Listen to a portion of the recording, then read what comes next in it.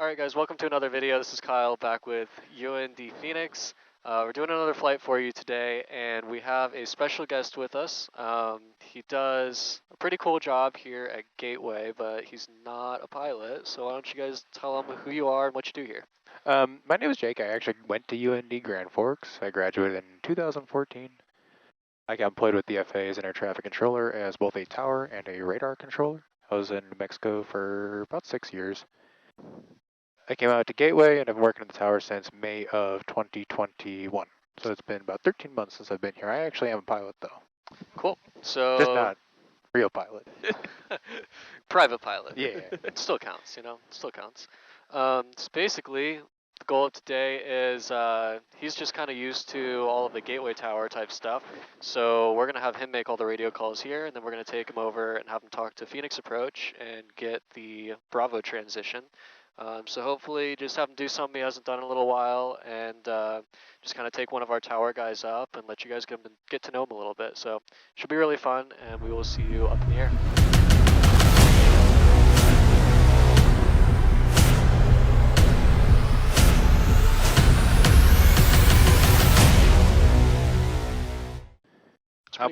How much is the new tower gonna make your guys' job easier? It's going to help us significantly see, or help us see 30 right in the feeder taxiways a lot better. So like, for instance, in the morning when they're doing taxi backs, we can't see any of the Charlie 3, Charlie 4, Charlie 5, Charlie 6. It's hard to see when you guys might, if you can make a taxiway. And additionally, we're not going to lose you in the horizon as much. Okay. Gateway Tower 2646 for departure, 30 left to Lima. 2646 Gateway Tower left turn, Santan approved, runway 30 left to Lima, clear for takeoff. Santan 30 left to Lima, clear for takeoff, 2646, thank you. Airspeed alive, 45 knots. 55, 56, rotate. Nicely done.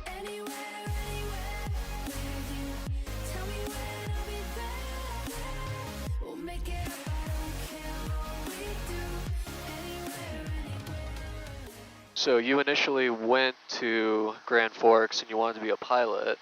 And yeah, initially during my freshman year I was commercial aviation. However, I picked UND because I had both programs. Yeah. I did aviation, I believe it was like 103 maybe? Yeah. I don't remember the course number. Cool. Was flying, did some ATC courses in the spring, and eventually did an internship at Chicago TRACON and realized that ATC was probably the better route for me. I just didn't want, just looking at the path of going through the regionals and all that stuff, did not seem like something I wanted to do. And initially, traveling that much, while it seems nice, I just kind of wanted the more routine. And the FAA was the way to do that because you get hired and you get a lot more job security right off the bat, Right. a lot more consistency. That's super interesting though. It's kind of cool how pretty much anyone can apply to be an air traffic controller, and then once you get accepted, they kind of take care of your training from there on. And the way it works now is they actually do off-the-street. They do off-the-street bids pretty much once a year, and anybody can apply with any sort of experience, as long as you have a high school diploma and about 3 years progressive work experience or a college degree or a combination thereof. You can apply and see if you get it.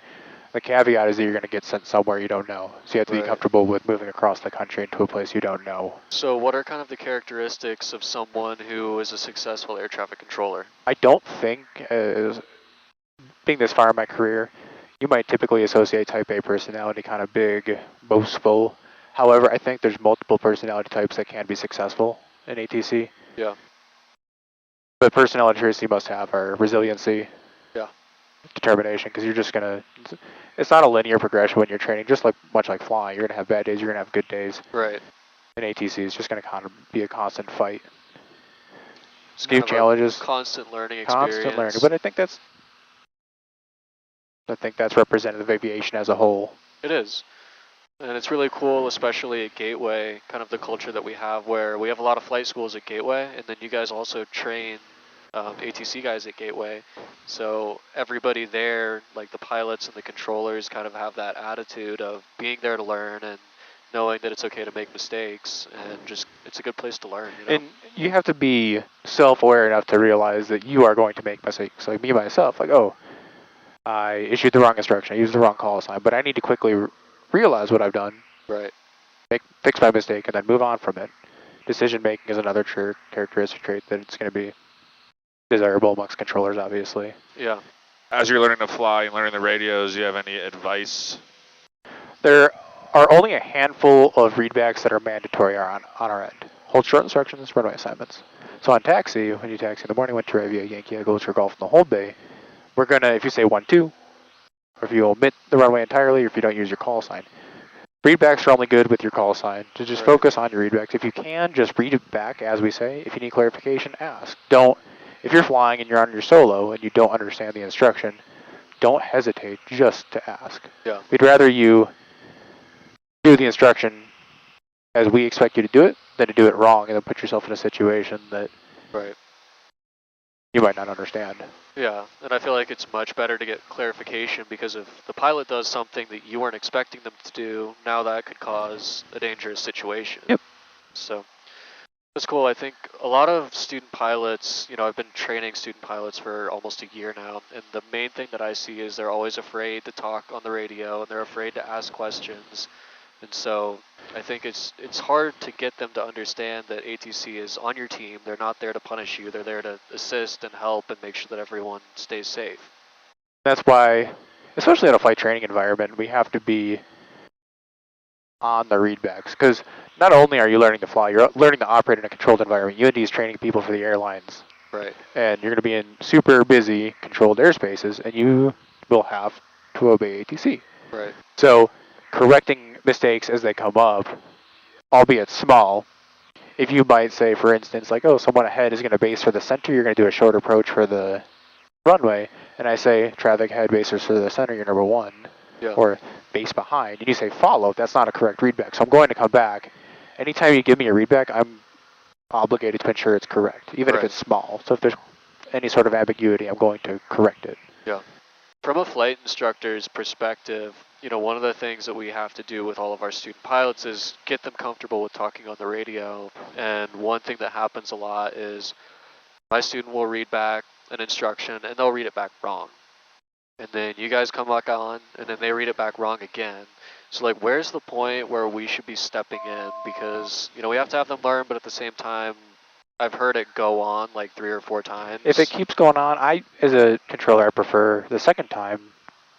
If it's wrong a second time, you got to step in, because otherwise it's just going to keep going. Right. Then it's going to be a detriment to everybody else that's flying. You're theoretically flying in a big sandbox where everybody's flying, and everybody wants to do something. Right. And for me to best accommodate everybody's request, just step in as an instructor, debrief it later. Right. When it's slow, I've had it where the CFI is quick, like let's say at 11:30 at night. The CFI is like quick to jump on it. And great, that's great. Yeah. But I've literally told the instructor, I was like, hey, you can let him mess up, and I'll just keep correcting him. Yeah. So it's kind of like as a CFI, you just got to read the room, Read the room, and depends on where your student's at. If the private student, they're going to be super slow, and they're probably going to get it wrong, just step in. Right. Phoenix approach 2646 over Firebird request. 2646, Phoenix approach, get in, go ahead. 2646 over Firebird requesting the eastbound transition northbound, and then if we could, make the turn back southbound and go back to Gateway. 2646, clock 5343. 5343, Sioux 646, hello. What's up, Jacob? 2646, out of contact driver by Phoenix South Tower 263, say altitude. 4,300, Sioux 646, 263, thank you. 2646, close to Bravo airspace, the east transition, maintain 4,500, and just let me know whenever you want to turn around. 4,500 eastbound transition, we'll let you know, Sioux 646.